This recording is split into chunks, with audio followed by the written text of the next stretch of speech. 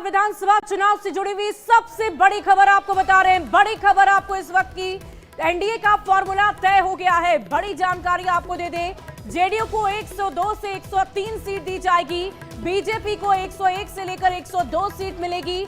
और इसी बीच बड़ी खबर, एलजेपीआरबी को 25 से 28 सीट मिलने जा रही है।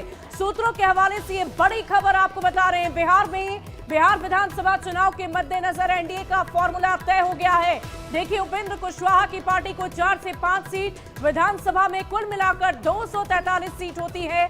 और अलग अलग पार्टियों में कैसे सीटों का बंटवारा हुआ है, इसकी पूरी जानकारी हम आपको दे रहे हैं। सबसे ज्यादा जेडीयू को 102 से 103 सीट, वहीं बीजेपी को 101 से लेकर 102 सीट दी जाएगी। वहीं एलजेपीआरबी को 25 से 28 सीट मिलेगी।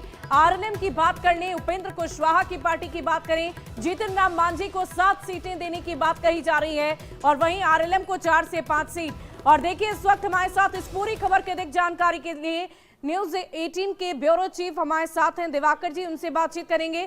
दिवाकर जी, सूत्रों के हवाले से ये बहुत बड़ी खबर है, क्या वाकई एनडीए इसी फॉर्मूले के आधार पर बिहार विधानसभा चुनाव में उतरने जा रहा है?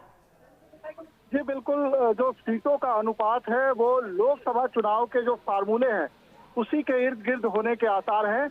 और जो खबर मिल रही है उसमें यह माना जा रहा है कि 243 सीटों में बराबरी की सीटें जो है जेडीयू और बीजेपी के बीच बांटी जाएगी।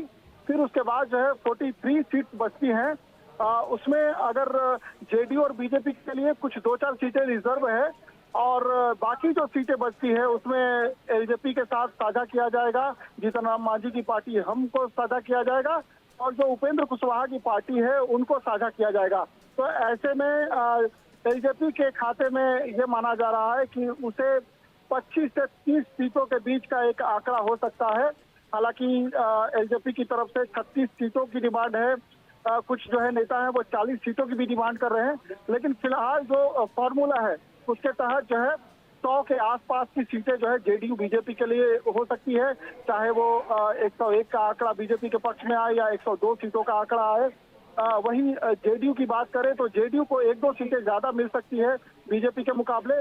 वहीं लोजपा के खाते में चूंकि लोकसभा की उनके पास 5 सीटें हैं, तो ऐसे में ये माना जा रहा है कि उनको 30 के आसपास कोई आंकड़ा होगा, 25 से 30 के बीच का कोई आंकड़ा होगा। वहीं अगर जो है राष्ट्रीय जो उपेंद्र कुशवाहा की पार्टी है उसके खाते में 4 से 5 सीटें जाती हुई दिखाई दे रही है। बाकी जो सीटें बचती है उसमें जीतन राम मांझी को शेयर किया जाएगा। हालांकि जीतन राम मांझी की तरफ से सर, अगर हम जीतन राम मांझी की बात करें, तो जीतन राम मांझी भी काफी महत्वाकांक्षी नेता हमेशा से रहे, तो क्या इतने पर वो अपनी बात को खत्म कर पाएंगे? क्या इतनी सीटों पर वो मान पाएंगे?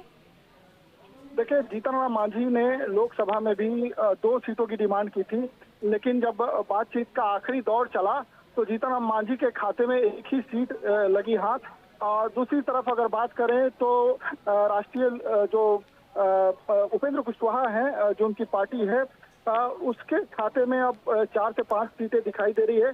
तो क्या वे संतुष्ट होंगे? चलिए, देखने वाली बात होगी दिवाकर जी की क्या ये जो फॉर्मूला सूत्रों के हवाले से अभी अपने दर्शकों को बता रहे हैं, इसी फॉर्मूले के आधार पर एनडीए चुनावी रणभूमि में उतरेगी या नहीं, ये तो वक्त ही बताएगा। लेकिन इन सब के बीच लोकसभा चुनाव के फॉर्मूले के आधार पर एनडीए का फॉर्मूला लगभग इसी के आसपास होता हुआ नजर आ रहा है तय। और देखने वाली बात होगी कि क्या किसी भी दल की तरफ से इस पर विद्रोह जाहिर किया जाता है या सबकी सहमति से एनडीए एकजुटता दिखाते हुए इसी फॉर्मूले के तहत बिहार विधानसभा चुनाव में उतरता हुआ नजर आएगा।